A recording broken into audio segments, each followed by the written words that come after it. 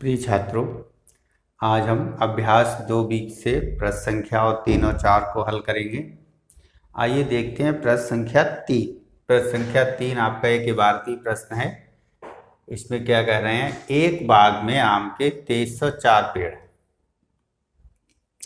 प्रत्येक पंक्ति में उतने ही पेड़ हैं जितनी की बाग में पंक्तियां हैं। इस लाइन को हमें ध्यान में रखना होगा। जहां इस तरीके की लाइन हमें मिलेगी, प्रत्येक पंक्ति में उतने ही पेड़ हैं जितनी की पंक्तियां हैं, या प्रत्येक पंक्ति में उतने ही छात्र हैं जितनी की पंक्तियां हैं, या प्रत्येक टोली में उतने ही सैनिक हैं जितनी की टोलियां हैं।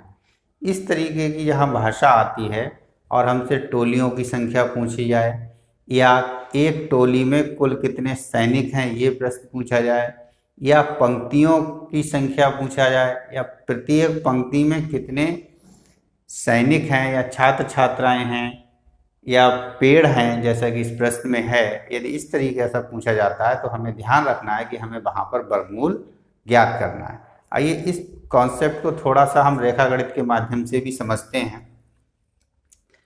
प्रत्येक पंक्ति में उतने ही पेड़ हैं जितने की बाग में पंक्तियां हैं। जैसे हमारे पास मान लीजिए ये हमने एक बाग बनाया और इस बाग में इस तरीके से हमने कुल पंक्तियां बना दी। ठीक, ये इस तरीके से जा रही हैं, ये पंक्तियां हो गई। और प्रत्येक पंक्ति में उतने ही पेड़ हैं जितनी की पंक्तियां हैं। तो यहाँ पर 6 पंक्ति है, इसका मतलब एक पंक्ति में 6 पेड़ होंगे। ऐसे उदाहरण ले लिया है, ठीक है। तो 6 पंक्तियां हो गई और प्रत्येक पंक्ति में 6 पेड़ हो गए। इस तरीके से यदि हम चित्र बनाएं,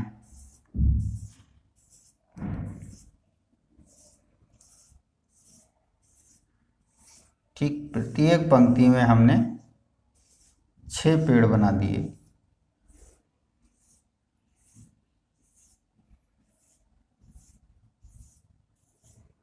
तो यहाँ पर यदि हम देखें कुल पेड़ हमारे पास कितने आए निकल के,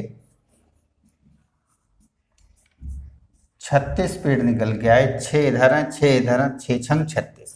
अब जरा इस स्ट्रक्चर को यदि हम रेखागणित से तुलना करें तो इधर ये हमारा 6 हो गया, यहाँ से हम हटाएं, ये हमें 6 मिला, और इधर भी हमें ये 6 मिला। और इस तरीके से यदि एक बॉक्स बनाए हम, तो हम देखते हैं कि ये बॉक्स हमारा कुछ वर्ग बनेगा। एक वर्गाकार बाग हमें प्राप्त होगा। क्या मिलेगा? वर्ग। यदि यहाँ पर ये चीज़ें दी जाती हैं कि प्रत्येक पंक्ति में उतने ही पेड़ हैं जितनी की पंक्तियाँ हैं, तो इस तरीके से यदि हम स्ट्रक्चर बनाते हैं तो हमें ये जो स्ट्रक्चर है एक वर्ग के रूप में प्राप्त हुआ। यदि इसे हम 6 पेड़ को ना कह के 6 मात्रक बोल दें, और इधर भी ये 6 हैं तो ये भी 6 मात्रक हो गया, ठीक है। और इधर तो हम देखते हैं कि यहाँ भी 6 मात्रक, यहाँ भी 6 मात्रक, तो सामने भी कितना होगा? 6 होगा, और यहाँ भी कितना होगा? 6 होगा, ठीक। तो इस तरीके से ये क्या बन गया? वर्ग बन गया। अब हमें चाहिए क्या है? या तो हमसे पूछा जाएगा कुल कितनी पंक्तियां हैं, ठीक, या हमसे पूछा जाएगा पंक्ति में कितने पेड़ हैं। तो इस चित्र के माध्यम से आप देखें कुल कितनी पंक्तियां हैं, तब भी आंसर 6 आ रहा, कुल कितने पेड़ हैं तब भी आंसर हमें 6 मिल रहा है। अर्थात यदि हम कुल पेड़ों की तरफ भी ध्यान दें तो कितना मिल रहा है? 36। और इसे वर्ग के रूप में लिखें, चूंकि चित्र वर्ग बन रहा है, तो ये क्या हो गया? 6 का वर्ग, ठीक। तो एक ऐसा बाग हमें मिला जिसमें 36 पेड़ हैं। तो 36 यदि पेड़ हैं तो पंक्तियों की संख्या कितनी हो गई? 6। और प्रत्येक पंक्ति में पेड़ों की संख्या कितनी हो गई? 6। तो हमें ये कैसे प्राप्त हुआ? यदि 36 है तो 6 का वर्ग लिखेंगे, तो हमें यही तो आंसर होगा हमारा 6। और ये क्या होगा? ये हमारा होगा 36 का वर्गमूल। यानी यदि हम बिना चित्र बनाए सवाल को हल करेंगे तो हमें सीधे सीधे क्या निकालना होगा? यहाँ पर ऐसे प्रश्नों में वर्गमूल ज्ञात करना होगा। उम्मीद करते हैं जो मैं समझाना चाह रहा हूँ आपको वो आपको समझ में आया होगा। तो यहाँ से आप सिर्फ भाषा पे ध्यान देंगे, प्रत्येक पंक्ति में उतने ही पेड़ हैं जितनी की पंक्तियां हैं। तो किसी भी प्रश्न में इस तरीके की भाषा आए, प्रत्येक पंक्ति में उतने ही हैं जितनी की पंक्तियां हैं, ये आपको भाषा मिले। पेड़ की जगह छात्र हो सकते हैं, सैनिक हो सकते हैं, गमले हो सकते हैं और इत्यादि चीजें हो सकती हैं। लेकिन यदि इस तरीके की भाषा आती है तो हमें क्या ज्ञात करना होगा? वर्गमूल ज्ञात करना होगा। ये दिमाग में बिल्कुल ही बिठा लीजिए। ओके, अब हम आते हैं अपने मूल प्रश्न और प्रश्न संख्या 3। अब समझ में आया होगा कि आपको हमें क्या ज्ञात करना है।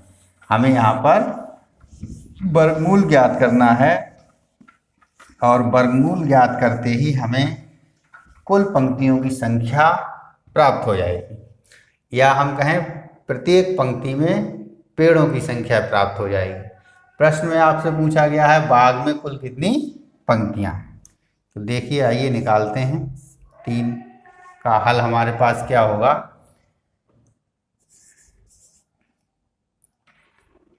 कुल पेड़ों की संख्या है बाग में 2304। इसका हम गुणनखंड कर लेते हैं, क्योंकि भाग विधि अभी नहीं पढ़ी है हमने। भाग विधि जब पढ़ लेंगे तो ये प्रश्न और कम समय लेगा। 2 एकम 2, 2 एकम 2, 2 पंजे 10 और 2 दूनी 4। फिर यहाँ से भाग कर लें। 2 पंजे 10, 2 सत्ते 14 और 2 छंग 12। पुनः 2 से 2 दूनी 4, 2 अट्ठे 16, 2 अट्ठे 16। फिर 2 से 2 एकम 2, 2 चौक 8, 2 चौक 8। फिर 2 से काट लें। 2 सत्ते 14 और 2 दूनी 4। फिर 2 से 2 तियाँ 6, 2 छंग 12, 2 एकम 2, 2 अट्ठे 16, 2 नेम 18। 9 किससे कटेगा? 3 से। 3 तिया 9 और 3 एकम 3। ठीक, तो 2304 के हमारे पास गुणनखंड कितने आ गए? 2 गुणा 2 गुणा 2 गुणा 2। देख लें, 1 2 3 4 5 6 7 8। 2 2 4 2 6 2 8 बार 2 है, फिर 3 है। आप यहाँ भी जोड़े बना सकते हैं सीधे सीधे, लेकिन लिखने में अच्छा लगता है इस तरीके से। यदि हम जोड़े बना के लिखते हैं प्रश्न को, तो वर्गमूल 2304, यानी एक जोड़े से एक अंक हमें लेना है। 2304 का वर्गमूल हमारे पास कितना आएगा? 3 दूनी 6, दूनी 12, दूनी 24, दूनी 48। 48 आया। अब ये प्रश्न पर डिपेंड करता है कि आपसे क्या पूछा गया है। कुल कितनी पंक्तियां हैं? तो 48 पंक्तियां। प्रत्येक पंक्ति में कितने पेड़ हैं? तो 48 पेड़। तो यहाँ पर हमारे पास आ गया 48 पेड़। चूंकि पेड़ ऋणात्मक नहीं हो सकते, इसलिए हम वर्गमूल को केवल क्या लेंगे? धनात्मक। हम जानते हैं यदि यहाँ पे वर्गमूल पूछा जा रहा है तो प्लस माइनस दोनों चिन्ह आएंगे, प्लस माइनस 48 आएगा। लेकिन चूंकि पेड़ हैं और ये ऋणात्मक नहीं हो सकते, इसलिए हम यहाँ पर केवल धनात्मक ही लेंगे। तो यहाँ 2304 में 48 वर्गमूल लेंगे हम, और 48 हमारे पेड़ नहीं पूछा है आपसे कुल कितनी पंक्तियां हैं। तो यहाँ पर बाग में 48 पंक्तियां हैं। ये आपका आंसर हो गया। ओके, अगला प्रश्न आप पढ़ें, प्रश्न संख्या 4। एक सेना नायक ने अपनी सेना को टोलियों में इस प्रकार विभाजित किया कि प्रत्येक टोली में उतने ही सैनिक थे जितनी की कुल टोलियां थीं। यदि उस सेना में कुल 6561 सैनिक थे तो प्रत्येक टोली में कितने सैनिक थे? अब ये प्रश्न पढ़ने पर आपको भाषा समझ में आ रही होगी। प्रत्येक टोली में उतने ही सैनिक थे जितनी की कुल टोलियां थी। तो आपसे पूछा गया प्रत्येक टोली में कितने सैनिक थे, अर्थात आपको समझ में आ जाना चाहिए कि हमें यहाँ पर वर्गमूल ज्ञात करना है। ठीक है, तो देखते हैं यहाँ पर वर्गमूल हम संख्या 4 को किस तरीके से हल करेंगे। 6561 का वर्गमूल गुणनखंड विधि अभी तक हमने पढ़ी है, तो उसी से हल करते हैं। अंत में 1 है, 3 से कट सकता है, 3 से काट के देखते हैं। 3 दूनी 6, 3 एकम 3, 2 बचे 6 उतारे 26 और 3 सत्ते 21, 3 अट्ठे 24, फिर 2 बचे, 1 उतारा 21, 3 सत्ते 21, 3 से काट लें, 3 सत्ते 21,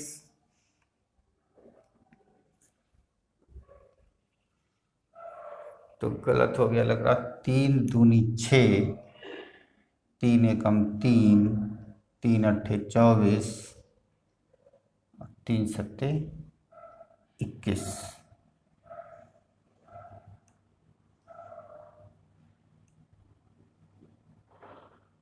3 सत्ते 21, ठीक है।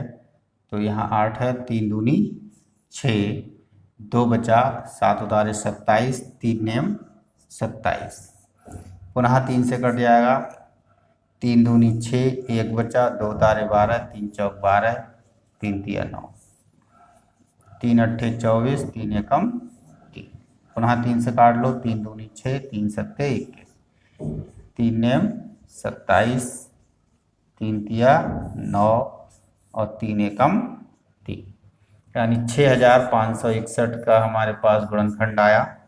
2 2 4 2 6 2 8, 3 गुणा 3 गुणा 3 गुणा 3,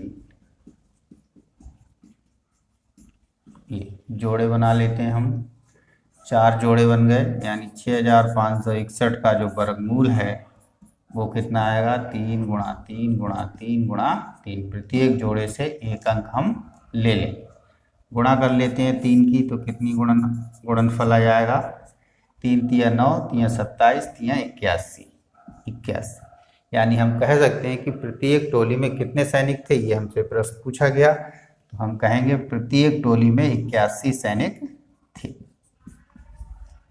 ये हमारा आंसर। उम्मीद करते हैं आपको ये प्रश्न अच्छे से समझ में आए होंगे और इन्हें कम से कम 2 बार 3 बार आप रिपीट करें, प्रैक्टिस करें और इसी तरीके के अन्य प्रश्न करने की कोशिश करें, तब ये कॉन्सेप्ट आपको बहुत अच्छे से समझ में आ जाएगा। ठीक है, धन्यवाद।